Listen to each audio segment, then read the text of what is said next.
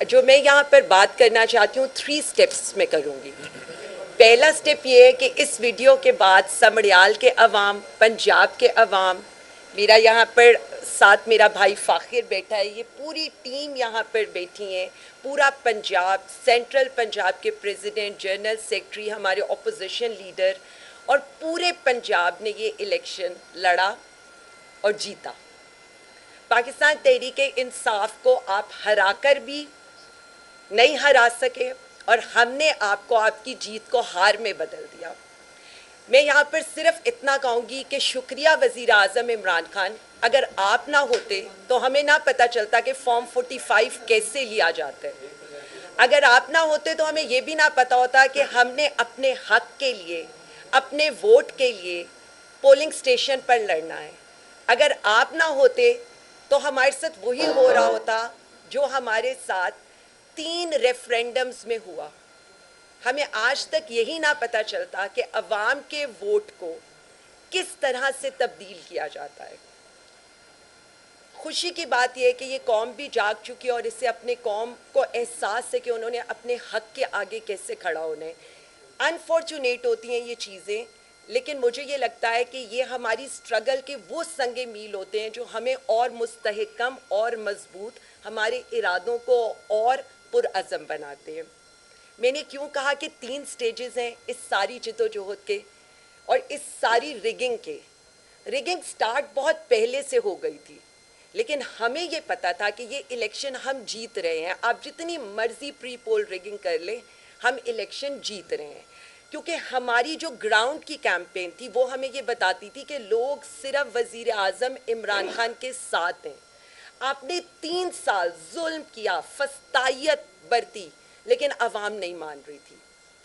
कैसे मैं ये कह सकती हूँ कि रिगिंग स्टार्ट हुई? आपने देखा हमारे पोस्टर्स उतारे गए, लेकिन दूसरी तरफ क्या हालात थे?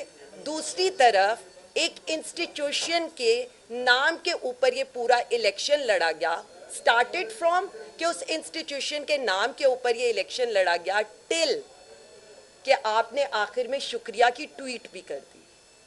तो कंट्रोवर्शियल इंस्टीट्यूशंस को कौन कर रहे हैं? वही लोग कर रहे हैं जो इसके बेनिफिशरी हैं।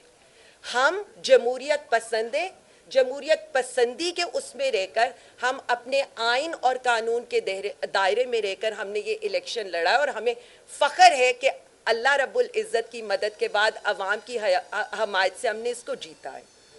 मोस्ट इम्पॉर्टेंट चीज़ जो यहाँ पर थी, जो नोट की आपके ही कई साथियों ने और हम तक पहुँचाई भी, जब 2024 का रिज़ल्ट आया, रिज़ल्ट की एक शीट आई और 2025 के रिज़ल्ट की शीट आई, तो टोटल वोटर की तादाद में 14,000 वोटर का फ़र्क था।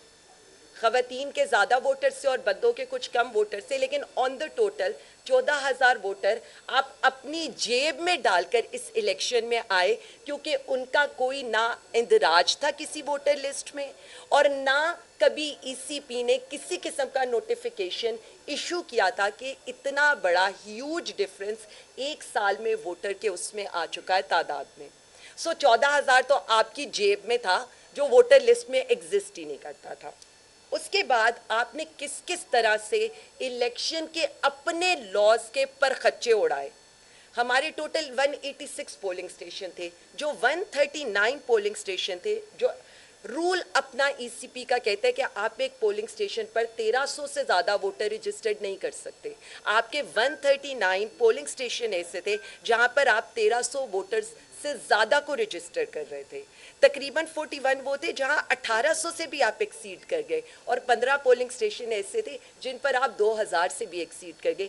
रीज़न वही जो मैंने आपको बताया, जो मेरे पहले क्लेम को सेकंड करता है कि नकल के लिए भी अकल चाहिए। आप 14,000 फिल तो करते रहे, लेकिन आपने किया इसमें भी डाल दो, उसमें भी डाल दो, और आपको ये याद ही नहीं रहा कि आपका अपना लॉ क्या कह रहा है।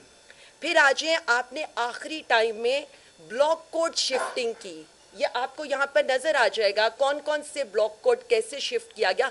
वो भी आखिरी घंटों में, आखिरी दिनों में नहीं हो सकता। और मैं जो आपके आगे सारा कुछ डेटा रख रही हूँ, उसके साथ मैं इलेक्शन का अपना लॉ भी रख रही हूँ। चलें आगे तो हम आएंगे ना कि फॉर्म 45 की क्या इरेगुलरिटीज़ थी, आपने फॉर्म 45 में क्या किया। मतलब मुझे तो नहीं पता कि इलेक्शन हमने तो वही लड़ा जो पीटीआई के साथ होता है, लड़वाया, अब तो खुद भी लड़ लिया। फॉर्म 45 ऐसा हो ही नहीं सकता कि पीटीआई के पोलिंग एजेंट के बगैर काउंटिंग हो जाए, उसके सिग्नेचर्स ना हो, उसको नतीजा ही ना दिया जाए। मतलब मैं ये तो बाद में बताऊंगी कि आपने किया क्या उस केस के अंदर, लेकिन फॉर्म 45 तो कोई वैलिड है ही नहीं ना, क्योंकि उसके ऊपर तो जो हमारा कैंडिडेट है उसके पोलिंग एजेंट के तो ना थंब इम्प्रेशंस है ना उसके सिग्नेचर्स है। अब ये हुआ कैसे वो हम आगे जाकर बात करते हैं। उसके हमने बता भी दिया कि अगर फॉर्म 45 होगा तो हमारा लीगल रेफरेंस क्या होगा। जिन पे प्रिजाइडिंग अफसर के भी हाँ जी, कुछ हैं जिन पे प्रिजाइडिंग ऑफिसर्स के भी साइन नहीं है, वो अभी वो भी बताते हैं। अच्छा जी, पुलिस इन्वॉल्वमेंट। देखिए अब हम अगर आ जाए, मतलब पहले मैं फैक्ट्स पे आती हूँ और फिर मैं पॉलिटिकली बताने की कोशिश करती हूँ। अगर हम ये टर्न आउट डिस्क्रिपेंसीज वाली 13 नंबर स्लाइड पर चले जाए, जो बात अभी वकास भाई ने शुरू में की थी, आपका जो जनरल इलेक्शन है उसका टर्नआउट हमेशा ज़्यादा होता है। अब आप ये देख लें कि हमारे टर्नआउट का कंपैरिजन है, और ये हमने वो पोलिंग स्टेशंस बताए हैं 36, PS3, PS 112, PS 61, जिसमें आप ये देखें कि डबल डबल का डिफरेंस आ रहा है।